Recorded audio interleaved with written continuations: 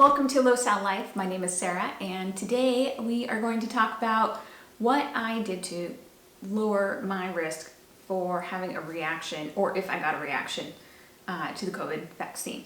So welcome to my channel. If you're new here, we talk about anything related to salicylate sensitivity. So that is anything that is basically casually known as aspirin allergy or aspirin sensitivity.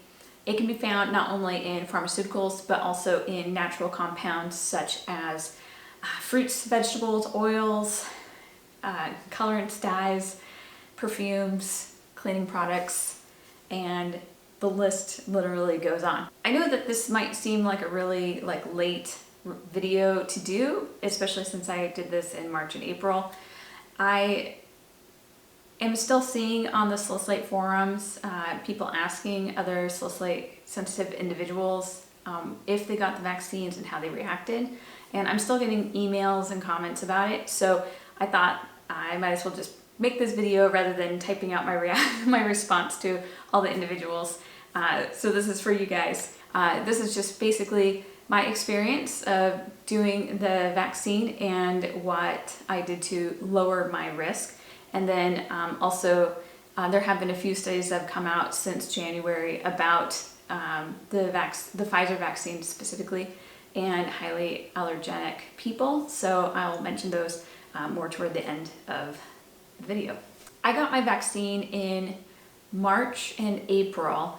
I do take care of my dad part-time, like 100%. So I'll go over for a week or so, a week to 10 days and take care of him, stay at his house, and my brother and I trade off responsibilities. So we actually got in kind of early because of being a caretaker. So that was helpful. Also, my dad is a social butterfly. So while I am totally fine being in rural North America and never seeing anybody ever, I knew that because my dad was visiting with other people, including going to restaurants in large groups and things like that, and not masking up, I really felt like my risk was increased greatly because of my interaction with him. So I decided to get the vaccine. I had the option for both Moderna or Pfizer, and because I'm both in a rural area and a suburban urban area, I could have chosen to maybe two different avenues. My dad and my brother got their Moderna vaccines from just a drive-through. They went down to the fairgrounds, they drove through their car and got the vaccine. That concerned me quite a bit because I was concerned about what if I have a reaction. And of course they don't have salicylate sensitivity, so even though they were family, they weren't really a good gauge of whether or not it was safe or not. So I decided to get the vaccine in my rural area, and so we're going to talk about what I did to mitigate risks.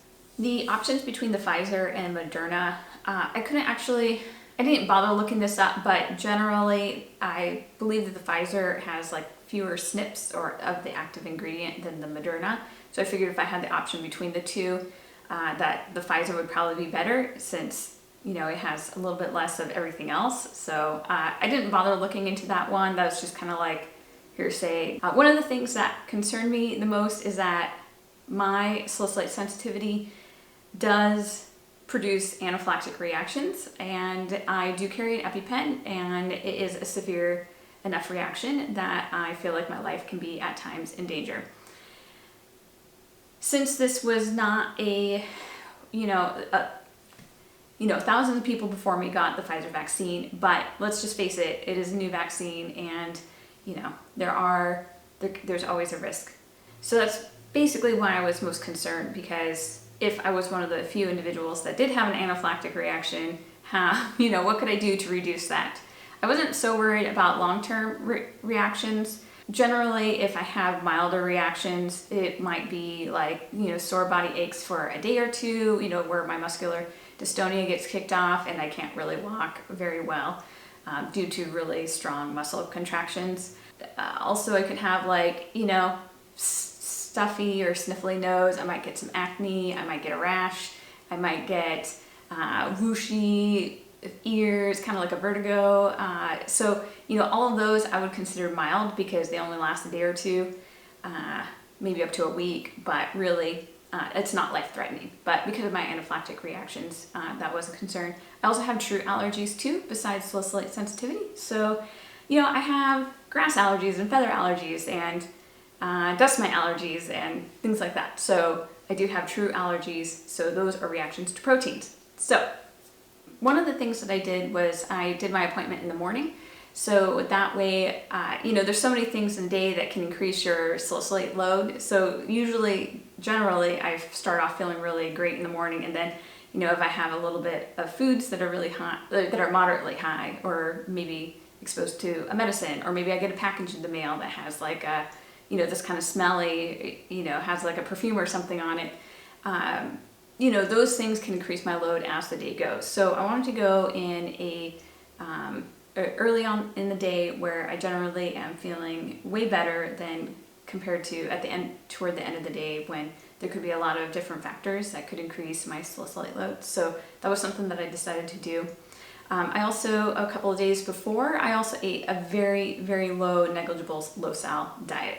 So I mostly ate meats with no seasoning at all, no garlic, no kind of trying the things in small quantities. Eggs, meat, cheese. That's kind of what I did, because I knew that would decrease my load, and I'd be starting with a clean slate rather than, kind of being on the edge. Another thing I've realized is that salicylates I kind of treat it like an alcohol. I don't know if you've ever had alcohol on an empty stomach versus alcohol on, like maybe after having a steak and a full meal. It acts differently in your body, and I've noticed that that's the case with salicylates. So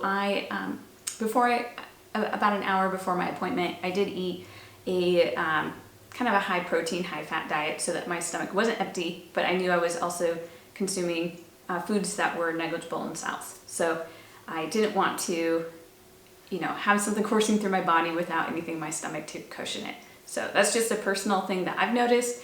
I don't know if that's the same for you guys, but leave a note in the comments if you notice trying out new foods on an empty stomach versus mixed with other foods, or even with fats in particular, if they have a different effect on you.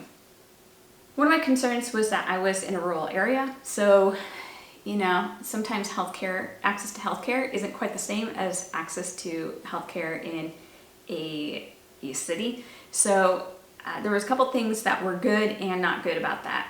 One is if there's an emergency and you need access to a city full-blown hospital, that's a concern. But sometimes in a rural area, you get a lot more attention too. So that's also really beneficial. So my town did not have a drive-through vaccination, program at all. So it was nice because I was able to go to the hospital, the local hospital clinic, and actually, have a nurse give me the dose. She had us sit around for 15 minutes to make sure that there were no reactions.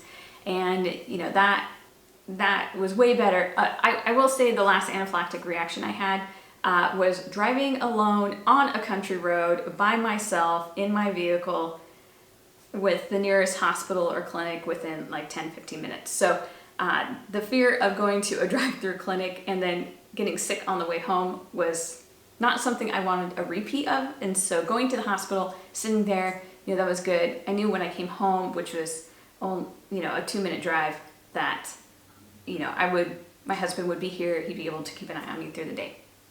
So that made me feel really good. I also wanted to make sure that I got my vaccine during daytime hours. Again, rural area, I wanted to make sure that there were doctors and emergency staff on site during business hours. And then obviously, if there was any reason I needed to be airlifted to a city hospital because I got really sick really fast, that would always be an option too. So I wanted to make sure that there were things that could help me if an emergency were to happen, as opposed to doing a drive-through vaccine clinic at 5:30 on a Friday, right? That just sounded really bad to me. Some of my worst reactions have been when I've been overheated or I have been exercising.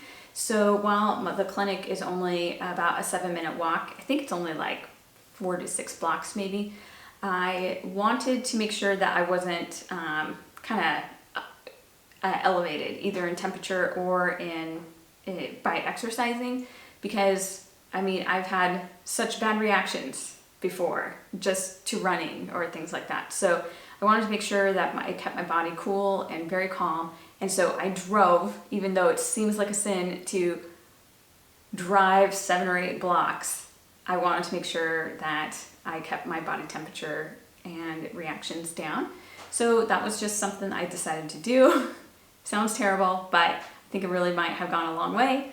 I also, I took a Benadryl maybe about half an hour before. Now that I'm saying that out loud, Benadryl and driving isn't the greatest thing. Of course, I only drove like 20 miles an hour, right? Again, a very rural area. I didn't see any other cars that day, so that's good. But basically, I took an antihistamine beforehand.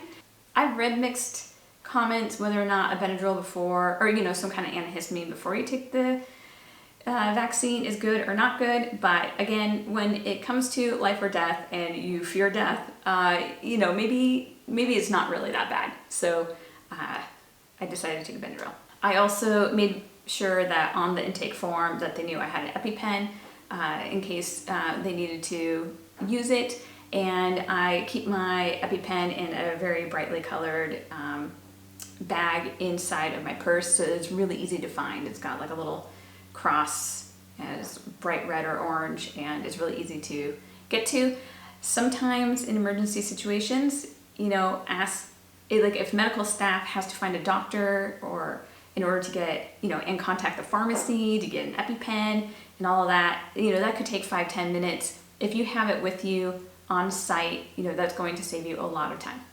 So that's basically what I did to mitigate my risk, how to reduce the chance of me actually having a reaction. And then of course, if I were to have an anaphylactic reaction, what could I have done to, have the best outcome in the worst situation? And I think that really is one of the biggest things about dealing with salicylate sensitivity. There's so much that we can't control, but what can we do to reduce our risk? And even when I think about like our low salicylate lists, right? The way I've organized my list on my food list, it's really about risk. What has the least amount of risk and what has the most amount of risk, or the most variable results that could result in risk. So that's just something to think about going forward. Okay, so let's talk real quick about reactions. I actually didn't have much of a reaction. The first vaccine was really mellow. I think I might have had a couple, like 2 or 3 sniffles the next day, and that was about it. After my second dose, and again, those are supposed to be the more intense reactions, those were fine. I mean, the next day I had a mild headache, and I remember sniffling quite a bit the next day, where I wouldn't normally do that unless of course I had something with high sals. But it was just sniffles, a headache, no body aches, no allergic reactions, nothing that I would consider intense, and so that was really great. Okay, so a couple of things, like I mentioned, I did look through the ingredients, and I thought maybe I might share what some of the ingredients are on here. Obviously there's the active ingredient, which is the mRNA or the protein SNPs that actually prevent, have your body make the antibodies, and that actually recognizes COVID as COVID, so it's effective. But the inactive ingredients is where things, are really what we're most concerned about, at least for salicylate sensitivity. So the first couple, I'm going to just put them on the screen, the names. These 4 ingredients are all lipids or fats. They are not salicylates, but there is one ingredient in here that people might react to. The polyethylene glycol. This one is probably the most, the biggest cause for reaction, or at least there are the allergy, asthma organizations have recognized polyethylene glycol as being a cause for anaphylaxis, both in the vaccines and also just a normal exposure. The other ingredients, sodium chloride, monobasic, potassium phosphate, potassium chloride, dibasic, sodium phosphate, dihydrate, and sucrose. None of these are salicylates at all. So sucrose is a sugar. These are not at all anything close to a salicylate. So those should all be considered safe. First, salt and potassium chloride is also salt. I do want to say, in case you stop following any vaccine information, the Pfizer vaccine was approved by the FDA on August 23rd, so just last week. And this is not an emergency approval, this is a permanent approval. And they also came up with a terrible name, but what are you going to do? Comirnaty. Anyway, yeah, I'm sure that name is not going to take off. Okay, so now let's talk about the chances of anaphylaxis, which ultimately is the biggest concern. There was a study when they were initially testing to see if it was safe or not. There was a study done and they tested from December 14 to December 23rd. And there were 1.8, just about 1.9 first doses of the Pfizer vaccine. Out of those cases, there were 21 cases of anaphylaxis. Out of all of those 1.9 million, the 21 cases, that means that there's 11.1 cases per million people. So very, very, very, very, very small risk. And the reactions, they said out of those 21 cases, 71% of them occurred within the first 15 minutes. Again, my concern about going through a car vaccination program, I want to be at a hospital or a clinic if I think that I have a high risk of having an allergy. There was another study that came out on August 21, and this was a study with 8,102 individuals with allergies that thought that they were at a high risk for allergies. Out of that, they picked 429 individuals which they thought were at a high risk for actually having an anaphylactic reaction. So this is 8,000 people that thought that they were at a high risk.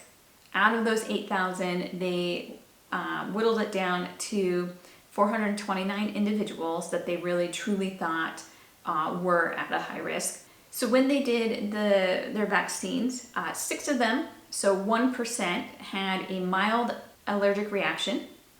So it varied from anything, including rashes, it sounded like, was the big one. And 3.7% had an anaphylactic reaction. So this is, out of quite a large group, people that were already at a high risk.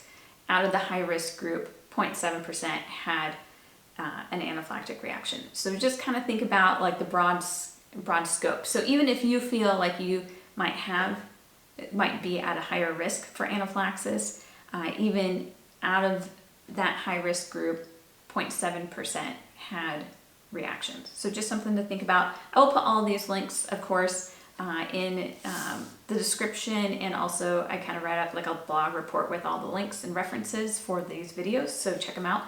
You can find me on low-sal-life.com, and I am on Instagram. I'll be doing a little bit more over the next few months. I've definitely been enjoying the warm and dry weather and working on house projects. So thank you so much for the comments. Thank you to the new subscribers. If you find this content valuable and you don't want to miss my next video, which may be in a week or maybe in like 3 months, you might want to subscribe, hit that little bell. That way you don't miss anything when I do produce content. And I hope that this video was helpful. Thanks so much for watching, and good luck with whatever decision you decide to do. I wish you the very best. Have a great day.